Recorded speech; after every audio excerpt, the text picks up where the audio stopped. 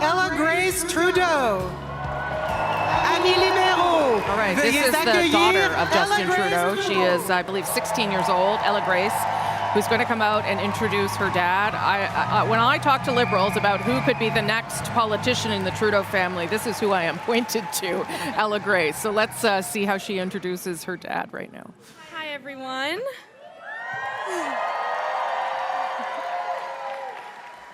I've come here to talk to you about your Prime Minister, your leader, but to me, it's just Dad. Je crois qu'on sait tous que I think we all know that being a Prime Minister is not the easiest job in the world. Long days of work, stress, media attention. It's not that easy to be the kid of a Prime Minister either. I've been trying hard to live the life of a normal teenager, but I think you can imagine it's not that simple of a task. La sécurité, les règles, security, rules, drama have all stopped me feeling free over the past few years. The number of times who spoke to me about him as if he wasn't my father. So that led me to doubt the integrity of some people. I've had some great conversations with my dad about the difficult situations I've lived through, and he never failed to make me feel better. He listened, and more than that, I knew he heard me, he understood me, because he lived through all that. The only difference is that back then there was no social media. Imagine constantly seeing your dad or even news about him as you scroll through your feed. I gotta say, I'm looking forward to seeing more of him at home and less of him online.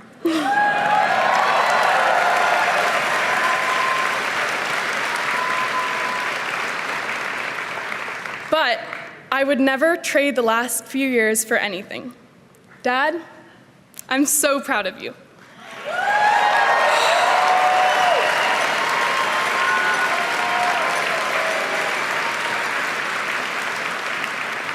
I'm so proud to have seen you fight for our country, for what you believe in, for what we, in this room, believe in.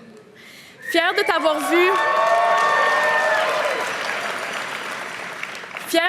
Proud to have seen you fight for those in need. I'm extremely grateful to have lived these experiences and grateful to those around me who have made it even just a little bit easier. I'm so lucky to have been able to experience so much, to meet so many extraordinary people, to see so many beautiful things and places. I will never forget the memories I've made, it be at Harrington Lake, on official trips, or even just at home. And I'm really looking forward to making some new memories of a different kind.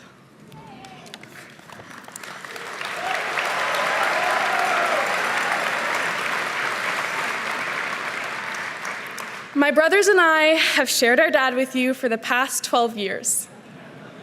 Now we're taking him back.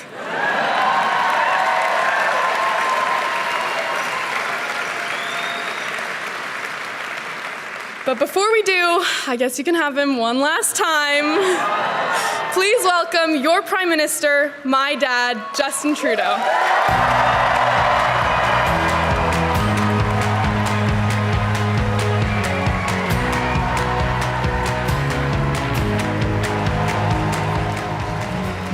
Okay, that was Ella Grace Trudeau, very put-together 16-year-old. I would not have been able to give that kind of speech at that age. And here's Justin Trudeau on what is undoubtedly an emotional moment for him.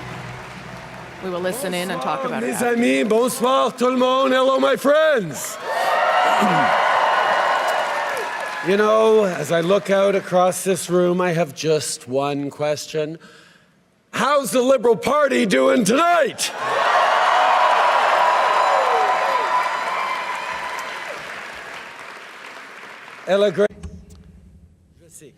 Ella Grace, I know that these last few years haven't been easy for Sav, Adrienne, yourself. Thank you for having been so patient with me, even when I was stressed, when I was traveling too much, when I couldn't think about anything other than work. But please know that in the most difficult times, you inspired me. You gave me courage. You reminded me that I should focus on what was really important and not what was just urgent.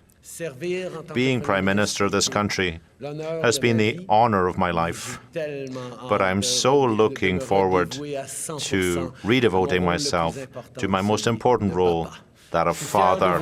I'm proud of the three of you, and I love you above all. Now, sit down. Now, I can imagine that you're all expecting me to stand up and talk about all that we've accomplished together.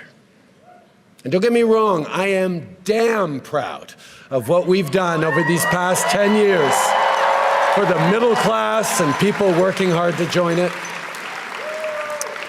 But tonight is about our future as a party, as a country. Now, I know that we as Liberals, as a government, often get criticized by our friends for not taking a victory lap after we get something big done. We do something really big, and then we move on right away to the next challenge. Because as progressives, as Liberals, we know there is always more to do. So it is important to take the time to reflect on and share the big successes. But not tonight. Not tonight, because when Liberals gather, we're always focused on just one thing: the work that still needs to be done to build a country that stays worthy of all Canadians.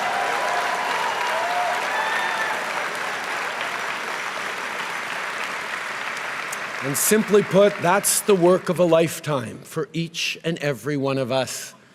It's very simple. Liberals are dedicated to making this country even better, not because we think it's broken, but because we have an opportunity and therefore a responsibility to ensure that Canada stays the best country on earth.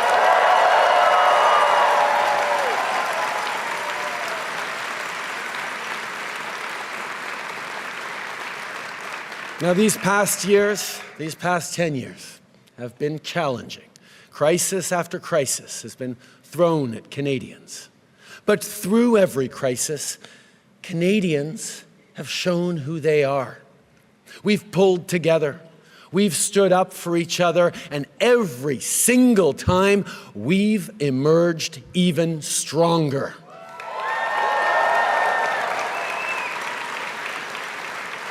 And now, as Canadians face from our neighbor an existential challenge, an economic crisis, Canadians are showing exactly what we are made of.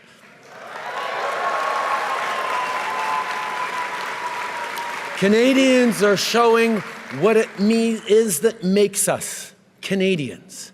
Not by defining ourselves by who we're not, but by proudly embracing who we are.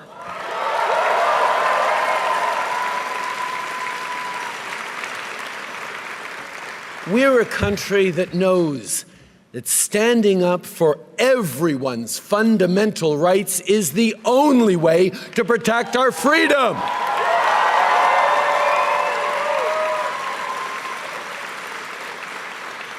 We're a country that believes no one should be left behind and that everyone should have a real and fair shot at success.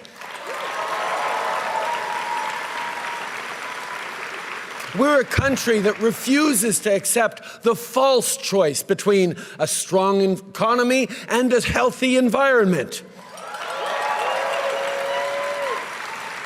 We're a country that embraces reconciliation and Indigenous peoples as true partners because it is the only path to a shared, prosperous future.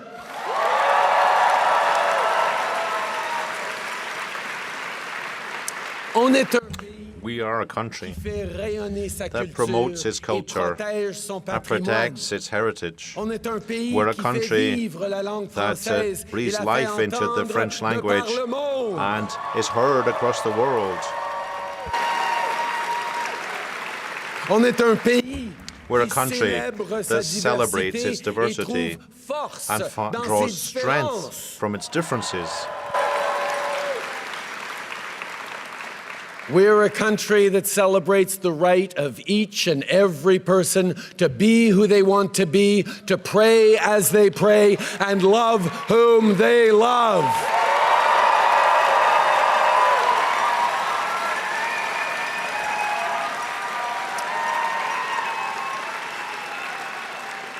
We're a country that will always defend a woman's right to choose.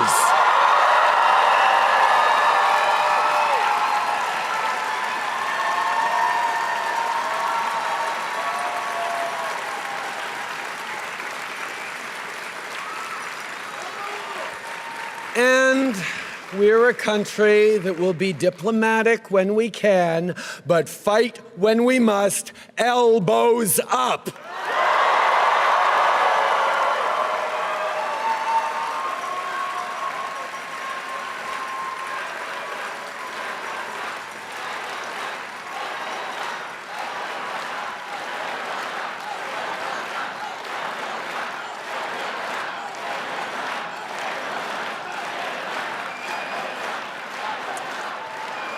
But you here in this room, and our fellow liberals watching across the country, you know all about fighting with grit, with determination, when the going gets tough. You remember where we were 15 years ago with just 35 seats in the House. You remember our ups and downs and all those times that people counted us out, all the times they said our party was on its last breath. Like all Canadians, it's when you try to count us out that we Liberals show our true mettle.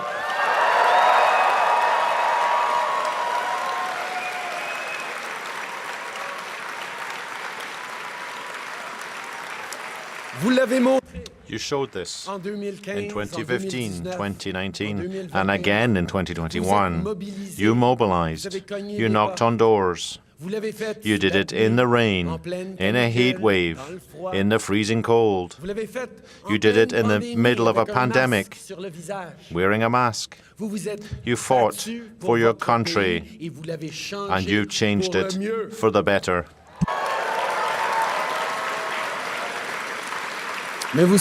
You know, a party is more than just a name, a logo, a leader. It's all about you. You who carry the hopes of Canadians day in, day out. A country is more than a flag and a territory. It's a vision which is built gradually, day after day, between friends and neighbors. And I'd like to thank all those who have been there to build this vision together.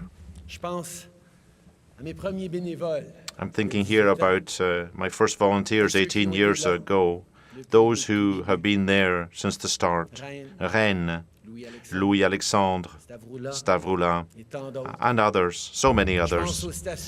I'm thinking about the grocery store parking lot in Papineau, when we talk to people to rally them to our cause, to our movement.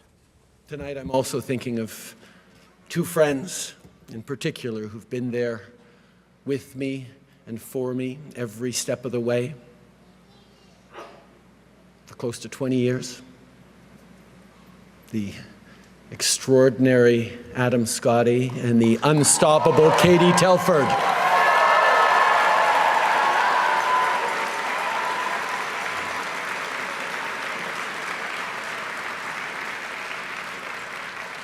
Now, as I look at all of you in this room, no speech could be enough to thank you all as much as I'd like to, as much as you should be.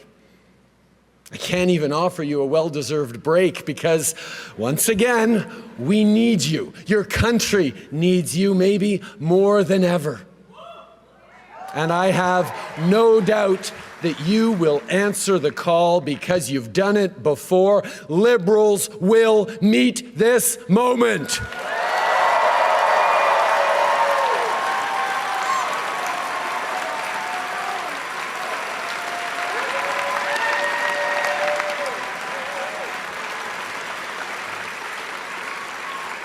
And make no mistake, this is a nation-defining moment.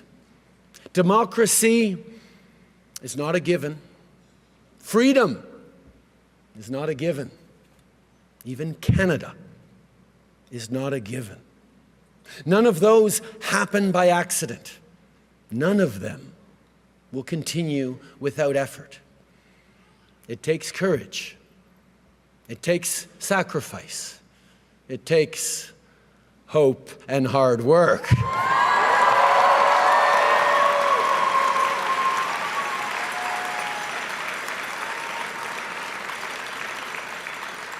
"60 years ago, standing atop Parliament Hill, Prime Minister Lester B. Pearson first raised our beautiful maple leaf into the Canadian sky.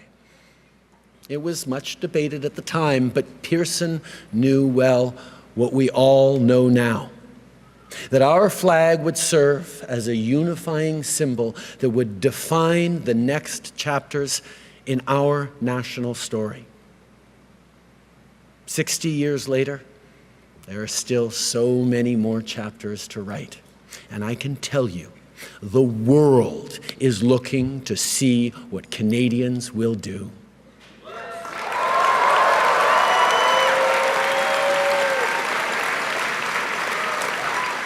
So let us not dwell on all the great things we've achieved over the past 10 years. Let us aspire instead to achieve even more over the next 10 years and the decades to come. Let us remain steadfast, defiant, and united. And let us not just think about our party, let us prove our love of country.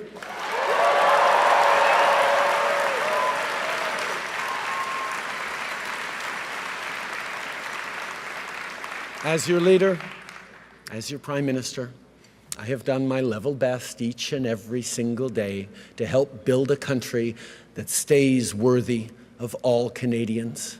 I've done it for Xavier, for Ella Grace and Hadrian. And I've done it for your kids too. And I've done it with you. And although you'll always find me alongside you, cheering along, their future and your future is now in your hands. Merci, mes amis. Merci pour tout.